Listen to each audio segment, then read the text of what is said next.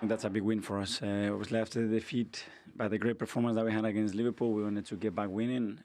We are in a good run. I think we played fantastically well in big periods of the match, but we didn't put the game to bed when we had the chances. And when you don't do that, obviously at the end you're going to suffer. But again, we showed the resilience and the spirits on the team to win it.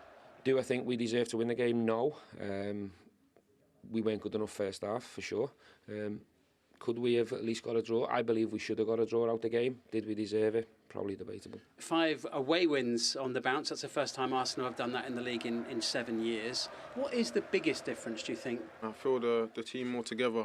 You know, in games like this, you know, when it's nervy at the end like that, I think the way we defended, you know, the way we were so together and we saw out the game, I think we've done that quite a few times this season and it's making a real difference for us. Yeah, big reaction from Arsenal from that loss midweek. Dion, you want to talk about Saka, actually, because you thought he was outstanding.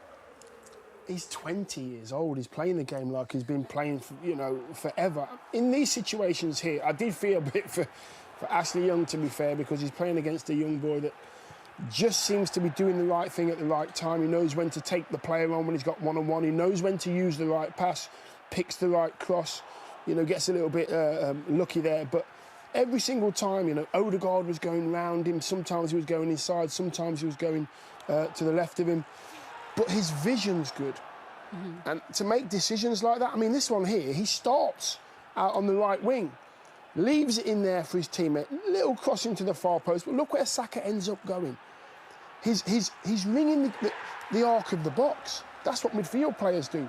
And he said that he's seen this sign early on in the game, and he said, I remember to take my shirt over to that young lad. And I think things like that mean a lot to the fans. Yeah. You know, they really do. He performed outstanding today. Look at his stats.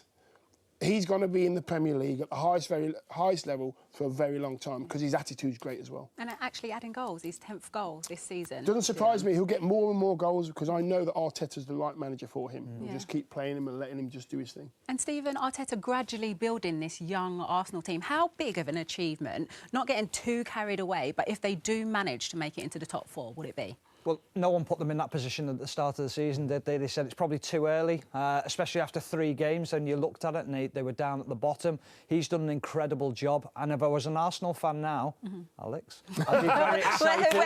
I'd be very excited for the future of Arsenal because of the young talent they've got. OK, looking at it from Aston Villa, why did they struggle to create anything? Well, Steven Gerrard said after the game they lacked belief, and the other thing that they actually lacked was width. And you look at Ashley Young when he receives the ball here, and as being a former fullback, I look at this position, I think, I need a pass outside me. So if Watkins makes that run, now there has to be another striker. And Buendia and Coutinho, they played too close together all game. They play as number 10s, but you need one to make the striker position. He needs options.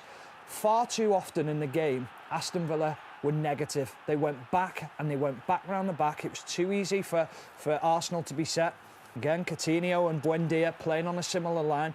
You have to run in behind. You have to be able to stretch Arsenal and give them problems, pose them a real issue. It's easy for Arsenal in this game just to say, everything's in front of us, everything's easy. As Ashley Young gets this ball now, Coutinho goes to make a run in behind. That's the right thing. Go and stretch the game, but then he wants to come to feet. Simple for the midfield, hard for Ashley Young. They go back round the back, comes out to the other side, and this time it's the other full-back. It's Matty Cash who provides the width. But who's his pass? Who's his pass now?